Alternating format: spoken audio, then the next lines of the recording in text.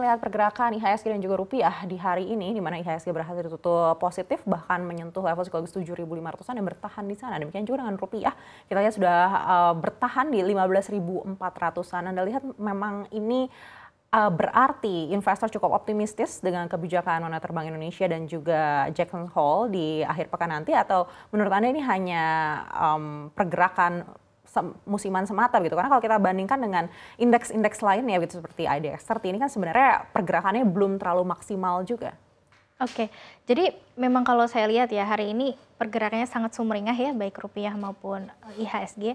Tapi memang IHSG untuk kenaikannya saya lihat hanya ditopang oleh beberapa emiten tertentu ya. Jadi kalau kita membandingkan ke MQ45, ke IDX 30, ini kan belum mereka bisa melampaui IHSG ya untuk penguatannya. Dan kalau kita melihat lebih dalam kepada emiten-emiten tertentu, masih banyak juga bisa dibilang IHSG ATH, tetapi emiten-emiten lain masih banyak yang belum melampaui harga tertingginya juga sepanjang masa. Jadi kalau kita melihat apakah investor optimis, saya lihat ya tetap optimis ya. Kita melihat kondisi makronya sudah semakin membaik begitu dengan adanya prospek pemangkasan buka, tetapi aliran dananya ini masih ada potensi masuk lagi karena beberapa emiten yang big caps juga masih banyak juga harganya yang belum bisa ATH mengikuti IHSG begitu. Baik, kalau melihat melesatnya IHSG yang hampir di 1% pada penutupan perdagangan hari ini, Anda lihat apakah memang secara teknikal ini ada gap yang cukup besar sehingga ada potensi IHSG untuk balik arah dan menutup gap tersebut?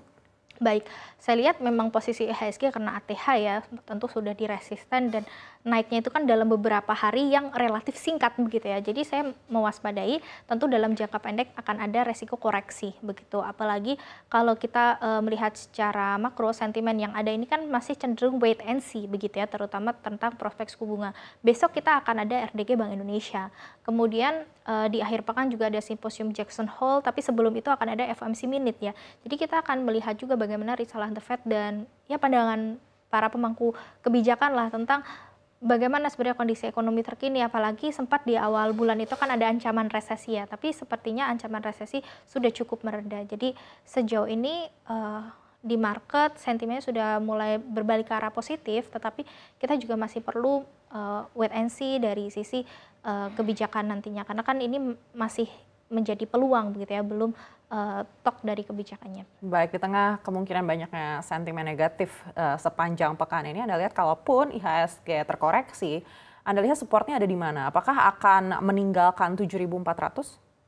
7.400 saya lihat masih menjadi support yang cukup kuat ya, apalagi hari ini kan menembusnya ke 7.500 lebih begitu. Jadi mungkin kisaran kita menggunakan level psikologis resisten 7.600 dan supportnya 7.400. Baik, dan untuk sektornya, kalau kita lihat sektor di penutupan perdagangan tadi tidak ada yang berada di zona merah, semuanya berada di zona hijau.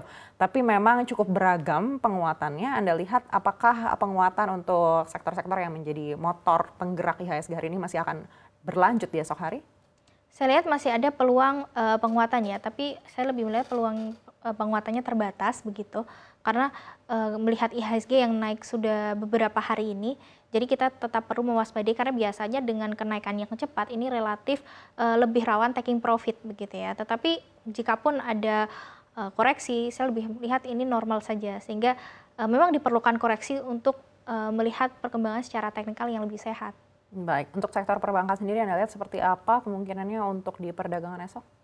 Di perdagangan esok saya lihat pergerakannya kemungkinan penguatan terbatas tadi ya. Tapi kalau kita melihat prospek secara fundamental, harusnya mereka akan semakin membaik begitu. Jadi saya melihat kuartal 3 harusnya akan lebih baik dibandingkan dengan kuartal 2. Karena apa?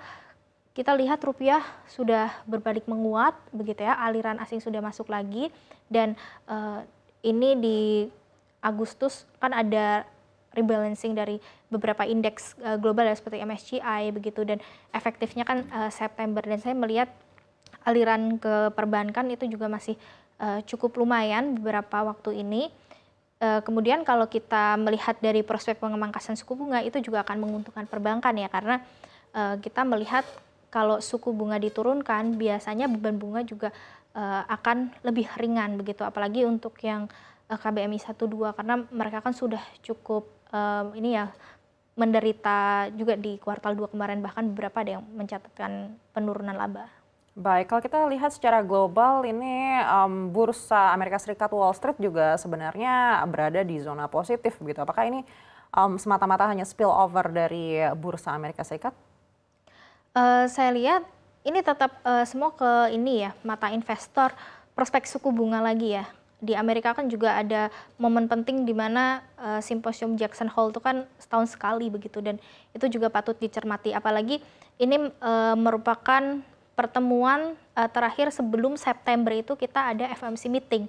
Jadi pertemuan, di pekan ini mungkin sangat dinanti oleh investor dan saya lihat untuk sentimennya rata-rata mereka, cenderung positif ya sehingga, Wall Street juga masih, cukup sumringah. Tetapi kita perlu menghadapi, beberapa tantangan lainnya di mana, resesi ini akan seberapa signifikan begitu. Karena kalau saya lihat resiko seperti politik, kemudian, juga resesi, lalu ada geopolitik yang terjadi di Timur Tengah dan, lainnya, kita kalau perbandingan probabilitas itu resesi masih menempati resiko yang tertinggi begitu. Jadi kita nanti akan, monitor juga bagaimana perkembangan resesi ini sebenarnya seberapa, eee, peluang ininya terjadinya begitu ya. Tapi kalau melihat dari beberapa, lembaga seperti Goldman Sachs, kemudian juga JP Morgan, mereka sebenarnya masih memperkirakannya tuh di bawah 50%, bahkan Goldman Sachs baru-baru ini menurunkan begitu.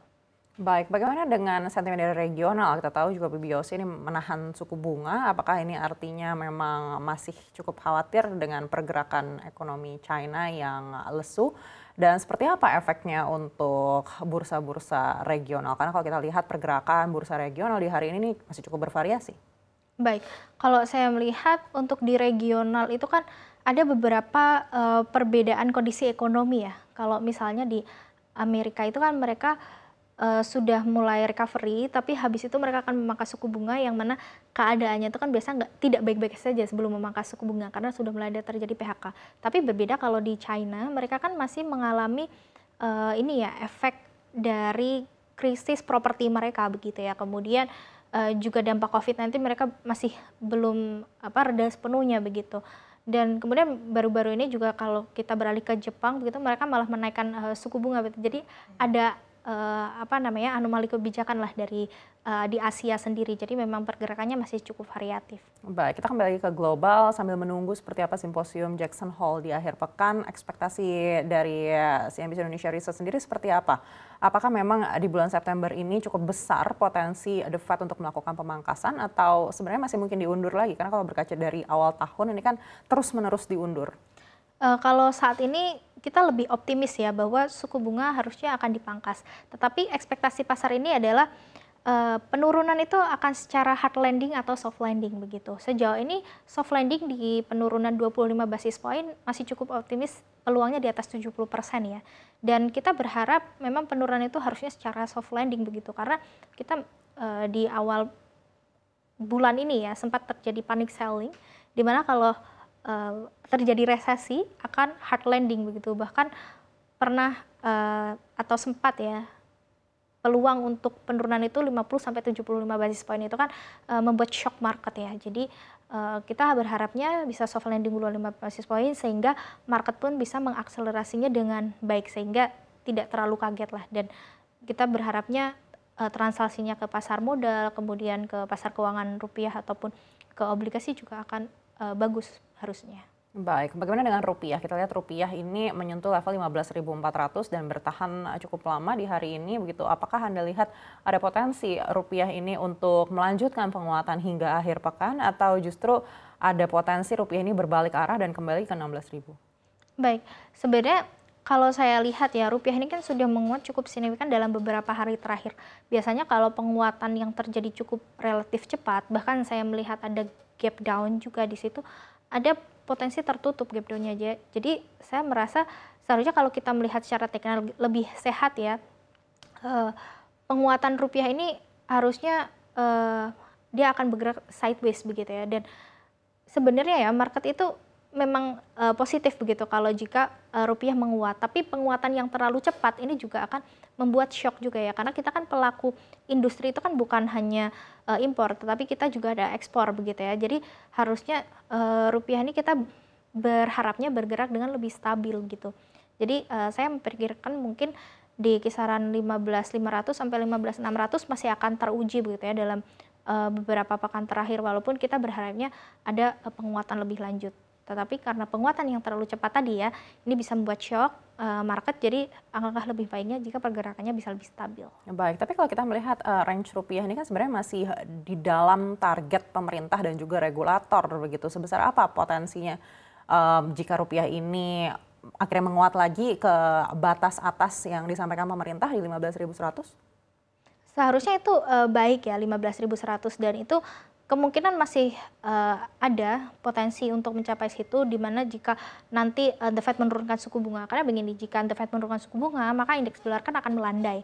Nah, melandainya DXY itu kan membuat tekanan terhadap rupiah itu semakin mereda, sehingga uang itu pasti akan mencari tingkat atau peluang imbal hasil yang lebih tinggi ya. Salah satunya ke emerging market. Jadi aliran dana asing itu biasanya akan kembali masuk lagi dan membuat rupiah kita menguat. Tetapi sekali lagi, penguatan yang terlalu cepat ini juga bisa membuat shock ke market. Jadi saya harap pergerakannya bisa akan lebih stabil ya. Dan mungkin 15.100 itu bisa dicapai dalam jangka waktu beberapa bulan begitu. Misal 1 sampai 2 bulan. Jangan terlalu cepat dalam beberapa hari begitu. Baik.